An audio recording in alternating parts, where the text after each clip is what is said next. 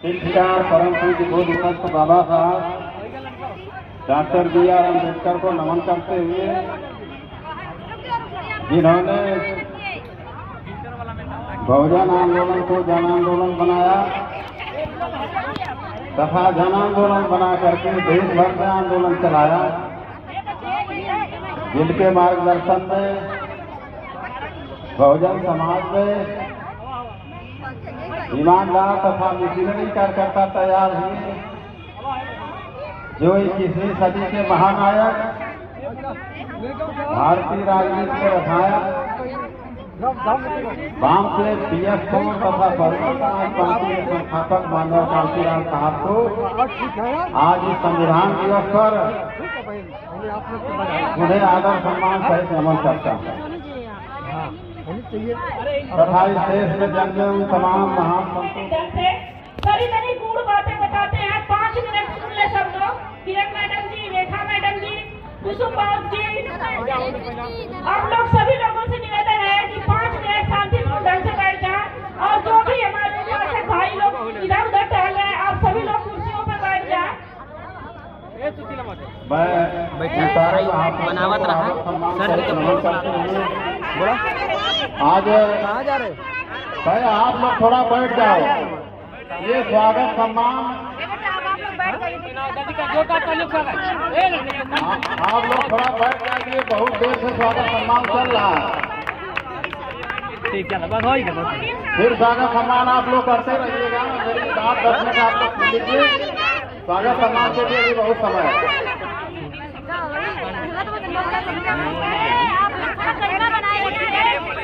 आज सर का वीडियो संविधान दिवस तो हटाना यहाँ से, हम हटी नहीं, हमने क्यों हटाना के मौके पर चलो माता सावित्रीबाई फुले शिक्षण प्रशिक्षण सेवा संस्थान की संचालिका या संचालक मंडल, उसमें जितने भी लोग पदाधिकारी हैं, जितने भी लोग कार्यकर्ता हैं, आज संविधान दिवस के अवसर पर उन्हें मैं बहुत बहुत बधाई, बहुत बहुत साधुवाद देता हूं।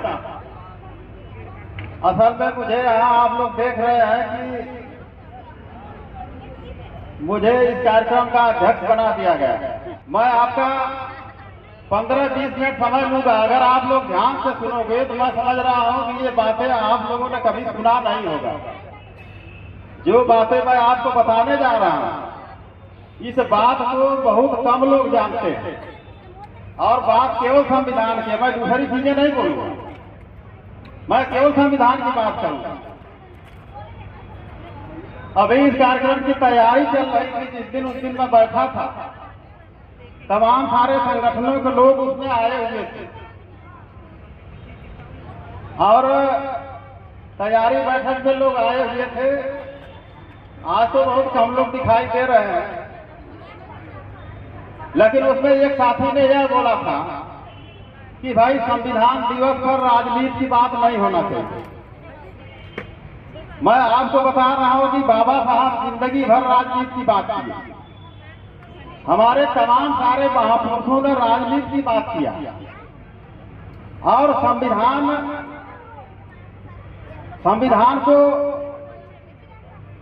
संविधान को कोई गवर्न नहीं करता, संविधान ही सरकार को गवर्न करती है और सरकार को पॉलिटिशियन लोग गवर्न करते हैं। और राजनीति में इतनी शक्ति है, राजनीति में इतनी शक्ति है कि भगवान की शक्ति से भी अधिक शक्तिशाली है राजनीति। पॉलिटिकल पावर इतना स्ट्रांग है, इतना स्ट्रांग है कि गार्ड के पावर से भी ज्यादा स्ट्रांग है। इसलिए अगर संविधान जानना है तो राजनीति भी जानना पड़ेगा आपको, नहीं तो आपको समझ में नहीं आएगा। अब दूसरी चीज, मैं ये लंबा है विषय लेकिन छोटा करके सोच रहा हूं कि छोटा करके आपको बता दूं। आज संविधान को लोग कहते हैं कि खतरे में है और संविधान के खतरा का डर दिला करके दिखा करके हमारे लोगों का वोट ले लिया गया। और जब वास्तव में संविधान पर खतरा आता है तो फिर वह लोग दिखाई नहीं देते, दिखते क्यों नहीं? तो मैं आपको इसके पिछली घटना ये बता रहा हूं। जब संविधान वास्तव में खतरे में था, वो समय था फरवरी 2000। केंद्र में भारतीय जनता पार्टी की सरकार थी। माननीय अटल बिहारी वाजपेयी जी प्राइम मिनिस्टर थे। हमारे पढ़े लिखे साथी जरूर जानते होंगे, उन्होंने एक आयोग बनाया था, 10 सदस्यीय सुप्रीम कोर्ट के सेवानिवृत्त चीफ जस्टिस एस.एन. वेंकट चलैया के नेतृत्व में देखरेख में 10 सदस्यीय संविधान समीक्षा आयोग बना था। अब संविधान समीक्षा आयोग क्यों बना था? इसलिए बना था, देश में तमाम सारे लीडर जो आज कुछ लोग जिंदा हैं, कुछ लोग तो दुनिया छोड़ के चले गए हैं। उस समय मुलायम सिंह यादव ताकतवर लीडर हुआ करते थे। रामविलास पासवान जी बिहार से ताकतवर लीडर हुआ करते थे। मैं नाम लूंगा तो और ज्यादा समय लगेगा। बहुत सारे लीडर थे, लेकिन किसी ने इसके विरोध में एक शब्द नहीं बोला। मानवर कांशीराम साहब उस समय होशियारपुर से सांसद थे, जिन्होंने सबसे पहले लोकसभा में इस मामले को उठाया और लोकसभा में यह बताया कि भाई संविधान की समीक्षा आप किस बात की कर रहे हो? तो मैंने आपको बोला कि संविधान को कोई गवर्न नहीं करता, संविधान ही सरकार को गवर्न करती है। सरकार के पास अधिकार, सरकार के पास कोई अधिकार नहीं है कि वो संविधान को गवर्न करता। मानवर कांशीराम साहब तो उस समय तत्कालीन स्पीकर थे, जीएमसी बाल जोगी उनका नाम था, वो अभी दलित समाज से आते थे। उन्होंने मानवर कांशीराम साहब को कहा कि साहब, आपकी पॉलिटिकल पार्टी का जो स्ट्रेंथ है उसमें केवल आपको 20 मिनट का समय मिलना चाहिए और आप आधे घंटे से बोल रहे हैं। मुझे अपने संसदीय परंपरा है, जिस कुर्सी पर मैं बैठा हूं, वह एक संसदीय परंपरा का मुझे पालन करना है, मुझे और बाकी सांसदों को समय देना है। तो मेरा निवेदन है कि अब अपनी बात आप बंद कर। मानवर कांशीराम साहब ने कहा कि भाई ठीक है। मानवर कांशीराम साहब को पता होगा आप लोगों को, वह एक अनुशासित व्यक्ति थे। उन्होंने कहा कि आप मुझे इस सदन में तो रोक सकते हो, लेकिन इसके बाहर आप मुझे नहीं रोक पाओगे। वह बाहर निकल गए। पूरे देश भर में 144 जन संसद लगाया, 144 जन संसद लगा करके पूरे देश के कोने कोने में घूम करके संविधान के अधिकारों और संविधान समीक्षा से जो उत्पन्न होने वाला खतरा है, वह जन संसद लगा करके लोगों को बताया। इसके बाद सरकार उनकी बात नहीं सुनी। फिर उन्होंने दिल्ली के जंतर मंतर पर 45 दिन तक धरना प्रदर्शन किया। 45 दिन के बाद भी सरकार नहीं सुनी, तो फिर ये सीधे राष्ट्रपति भवन की तरफ रुख करना शुरू की, जहां महामहिम राष्ट्रपति हमारे बैठे हैं, संविधान के सर्वोच्च रक्षक, इस देश का राष्ट्रपति होता है। राष्ट्रपति भवन गए, उस समय डॉक्टर के.आर. नारायणन राष्ट्रपति थे, इस देश के प्रेसिडेंट। के.आर. नारायणन के सामने बैठ करके उन्होंने सवाल पूछा, 2-3 सवाल पूछा उन्होंने। कहा, महामहिम राष्ट्रपति महोदय, आपको लगता है कि जिस राष्ट्रपति की कुर्सी पर आप बैठे हो वह कुर्सी कांग्रेस पार्टी की कृपा से मिली हुई है? लेकिन मुझे ऐसा नहीं लगता है। जिस महामहिम कुर्सी पर आप बैठे हो वह कुर्सी आपको कम मिली है कि जब बाबा साहब ने भारतीय संविधान के आर्टिकल 51-52 में उन्होंने व्यवस्था बनाया है कि भारत का एक राष्ट्रपति होगा जिसका निर्वाचन 5 वर्षों के लिए किया जाएगा, जिसका निर्वाचन एकल संक्रमणी मत पद्धति के आधार पर पूरे विधानसभा और लोकसभा से जो मत प्राप्त जो चुने हुए हमारे जो प्रतिनिधि हैं उनको प्रदेशवार वोटों का जो वैल्यू है उनकी गणना की जाएगी, उनको तैयार किया जाएगा और फिर जिनको मत वैल्यू वोट ज्यादा मिलेगा वही देश का राष्ट्रपति निर्वाचित होता है। उन्होंने आगाह किया कि बाबा साहब ने ऐसी व्यवस्था नहीं बनाया होता तो आज आप इस कुर्सी पर दिखाई नहीं देते। ये एक तरह से उनका हैमर था। दूसरा हैमर, उन्होंने दूसरे हैमरिंग में पूछा कि महामहिम राष्ट्रपति महोदय, मैं इतने दिन से संविधान का अध्ययन कर रहा हूं, मुझे संविधान के 195 जो इसके आर्टिकल हैं 395 वो सारा का सारा मैंने अध्ययन कर लिया। मुझे ये बताया जाता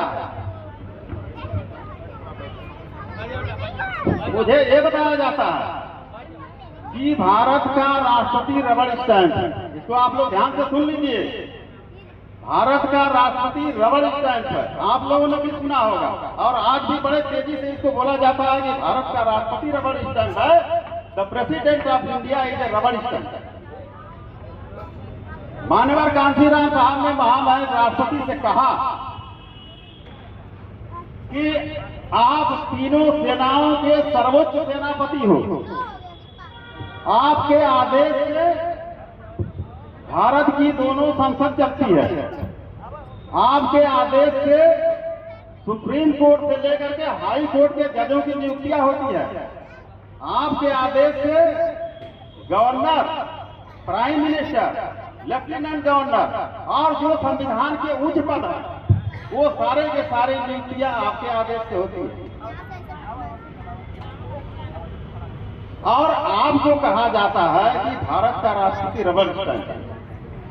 इतनी सारी शक्तियां आपको संविधान ने दिया है, तो फिर आपको यह बात क्यों बोला जाता है कि भारत का राष्ट्रपति रबड़ स्टैंप है?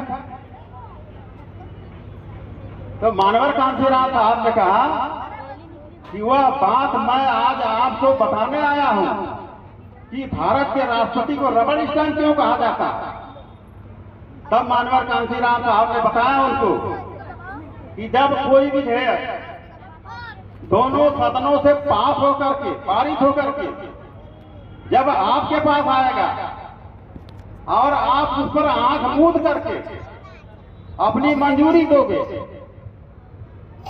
तब तब आपको कहा जाएगा कि the president of India is a रबड़ स्टैंप। अगर आप उस विधेयक जिसको संसद ने पारित किया है और आपके यहां भेजा है तो आप उसका परीक्षण कराओगे। कृपा करके शांत हो जाइए, बंद कर दीजिए, मैं इसलिए नहीं सुनना चाहता। तो वो जो है, जो आपको संसद से दोनों सदनों में जब पारित होकर के कोई विधेयक आता है तो आपका कार्य आंख मूंद करके उसे मंजूरी नहीं देना। आपका कार्य है कि आप उसका परीक्षण कराओ। संसद में 25 संविधान विशेषज्ञों की फौज होती है, नियुक्ति होती है। आपके पास इतने अधिकार हैं कि आपको समझ में नहीं आ रहा है तो आर्टिकल 22 के तहत आप भारत के सुप्रीम कोर्ट के चीफ, आपको ये पता चलेगा कि संसद ने जो कानून पास करके हमारे पास भेजा है, जो विधेयक पास करके मेरे पास में भेजा है, वह विधेयक जिस मूल भावना से बना है वह अगर हम कानूनी रूप से मंजूरी दे देते हैं तो आम जनता के बीच में कानून बन करके जब उनके बीच में जाता है तो उस ढंग से वो कार्य नहीं करेगा। तब आपको उस पर टिप्पणी करना चाहिए, उस विधेयक पर आपको लिखना चाहिए reconsider by government of India. Bharat सरकार इस विधेयक को पुनर्विचार करे और जब आप ऐसी टिप्पणी करके भेजेंगे तो देश में किसी की हुकूमत होगी, किसी की भी सरकार होगी, कोई भी प्राइम मिनिस्टर होगा, उसको 1000 बार सोचना पड़ेगा और फिर वो संसद के दोनों सदनों को बुला करके आपके द्वारा की हुई टिप्पणियों पर वो दोबारा चर्चा कराएगा और तब उसको दोबारा आपके पास भेजा जाएगा। जब दोबारा आप उसे कानूनी मंजूरी दोगे तब आपको कहा जाएगा कि the president of India is our real president. भारत का राष्ट्रपति हमारा वास्तविक राष्ट्रपति।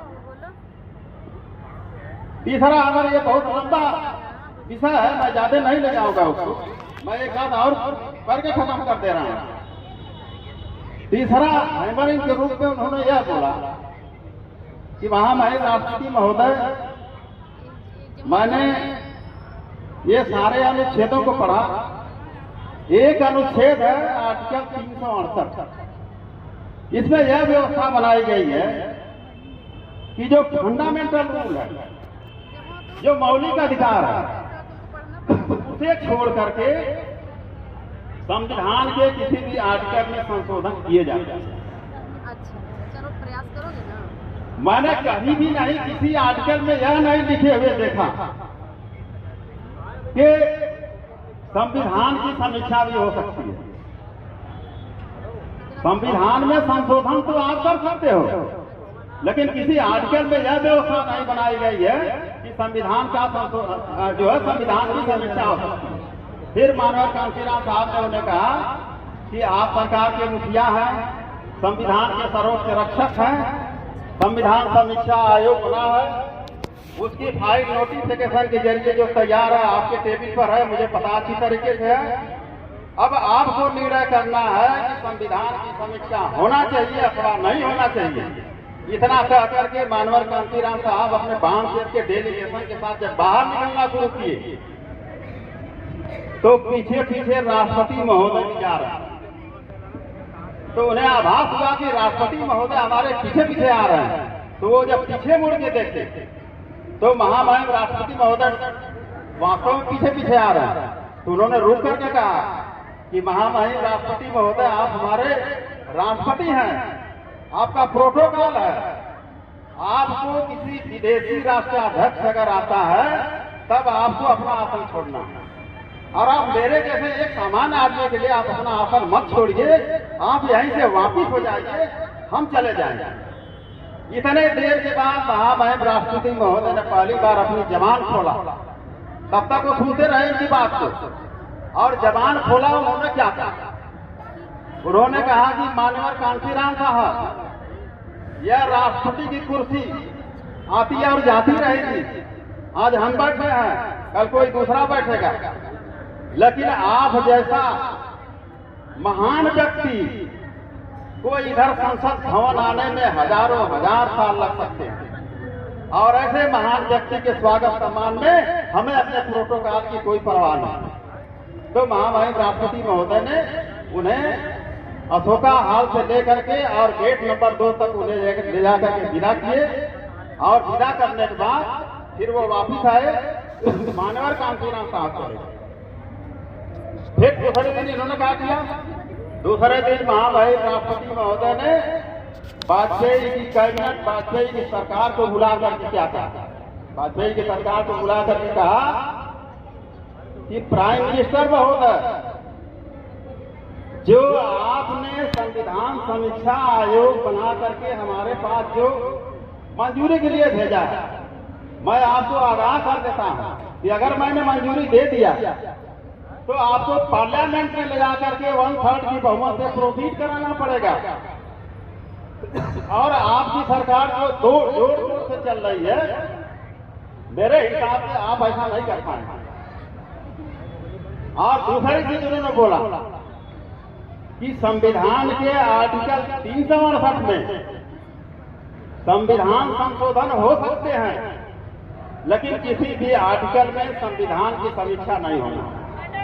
इसलिए हम आपके इस संविधान समीक्षा आयोग को भंग करते हैं, और भंग करने के बाद हम पूरे सरकार को निर्देश देते हैं कि हमें संविधान की समीक्षा करने की कोई आवश्यकता नहीं है। हमें इस बात की समीक्षा करने की आवश्यकता है कि पिछले 60 वर्षों से हमने संविधान के साथ क्या किया। तो साथियों, वह संविधान तब जाकर के बचा। जो लोग संविधान का डर दिखाते हैं, जो लोग संविधान का खतरा दिखाते हैं, आप उनसे सावधान रहिए। संविधान का कोई खतरा नहीं है, किसी की हिम्मत नहीं है कि संविधान को टच कर पाएगा। बस आप केवल ऐसे ऐसे कार्यक्रमों में संविधान के आर्टिकल के बारे में जानिए, अपने हक अधिकारों के बारे में जानिए, और जितनी तेजी से आप संविधान के बारे में जानेंगे तो बाबा साहब ने जो आशंका व्यक्त किया था संविधान के अंतिम वाचन में उन्होंने बोला था कि संविधान कितना हो अच्छा क्यों न हो, अनंतः वो बुरा साबित हो सकता है जब उसको ऑपरेट करने वाले लोग अच्छे नहीं होंगे।